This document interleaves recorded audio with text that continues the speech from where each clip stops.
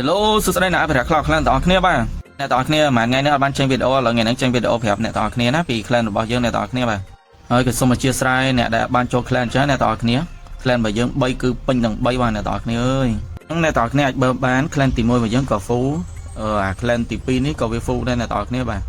ចំណែកអា clan ទី3នេះបង្កើតក្រោយមកអានេះពេញលឿនជាងគេហ្មងអ្នកទាំងអស់គ្នាអញ្ចឹងអ្នកទាំងអស់គ្នាកុំភ័យ clan យើងនៅបង្កើតបន្តទៀតបើសិនជាដាក់អ្នកទាំងអស់គ្នាអត់អស់អញ្ចឹងណាអញ្ចឹងហើយអ្នកទាំងអស់គ្នាកុំភ្លេចចូលក្រុម bio របស់ខ្ញុំទៅក្រុម Telegram ណា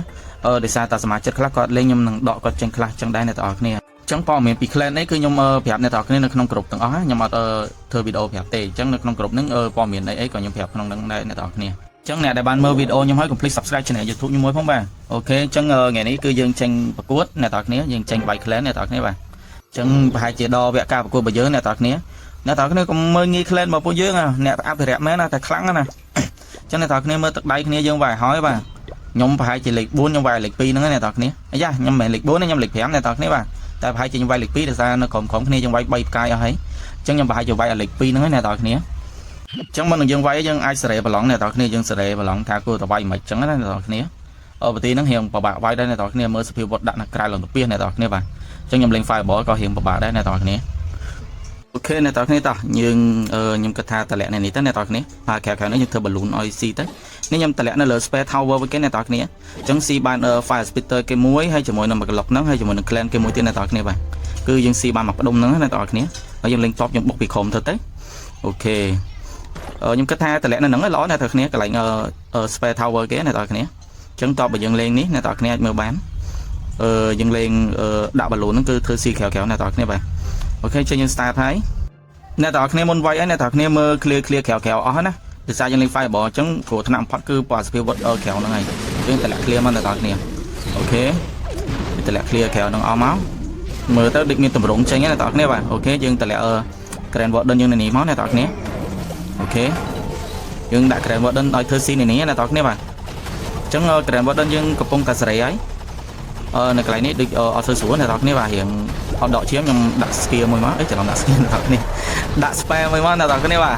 ហើយ healer បូមឈាមឲ្យឡើងច្រើនតិចអីយ៉ាមិនចេះអត់អីអ្នកទាំងគ្នាបាទជួយបានបាទអូខេ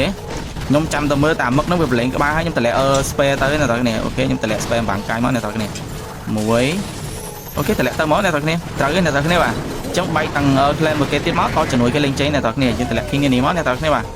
ហើយយើងតម្លាក់តជំនួយនៅនេះមក queen យើងទៅលុបពីនេះទៅអ្នកទាំងគ្នាអូខេទៅលុបពីនេះមកហើយយើងឲ្យតបយើងតម្លាក់តបយើងនៅនេះទៅអ្នកទាំងគ្នាបាទអូខេតម្លាក់មកមានប្រហែលតម្លាក់មកតអស់ហ្នឹងមកអូ king ចិត្តអស់ជឿមអ្នកទាំងគ្នាបាទខ្ញុំតម្លាក់ spam បាំងកាយមិនសិនបាទមីនៀនគេដាក់ងាប់ឡើយអូខេដាក់ spam កម្លាំងមួយអ្នកទាំងគ្នាបាទហើយខ្ញុំដាក់កក់នៅកន្លែង monolith គេមួយមកអ្នកទាំងគ្នាតោះអូខេមានអីទេអ្នកទាំងគ្នាបាទតបយើងដាក់មូលល្អអ្នកទាំងគ្នាខ្ញុំដាក់ឬឈើចាប់នៅនេះមួយមកចាប់ fire spitter គេមួយមកមករះជើងពេកអានឹងរះតែមក plate ភ្លេចខ្លួននេះងាប់តបយើងអស់អូ spare tower គេតម្លាក់ទឹកក្តៅទៀតអ្នកទាំងគ្នាអើយអានឹងសិតជើងអាក្រក់ណាអូខេ super king មួយអ្នកទាំងគ្នាបាទ super king មួយបែកអស់ហើយមានអីទេអ្នកទាំងគ្នាស៊ី point បាត់ទេ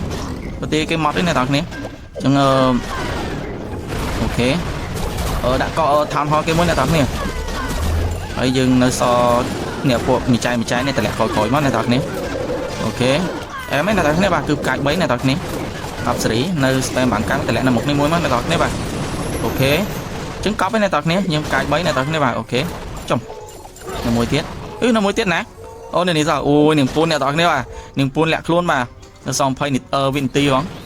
អូខេអ្នកទាំងគ្នាអញ្ចឹងការប្រកួតរបស់យើងគឺបានផ្កាយ3អ្នកទាំងគ្នាលើកទី1នេះគឺបានផ្កាយ3អញ្ចឹងយកវាយលេខ2របស់គេបានផ្កាយ3អ្នកទាំងគ្នាអញ្ចឹងយកទឹកដៃមិនធម្មតាទេអ្នកទាំងគ្នាបាទថោន16ឥឡូវថ្លើមធំអូខេ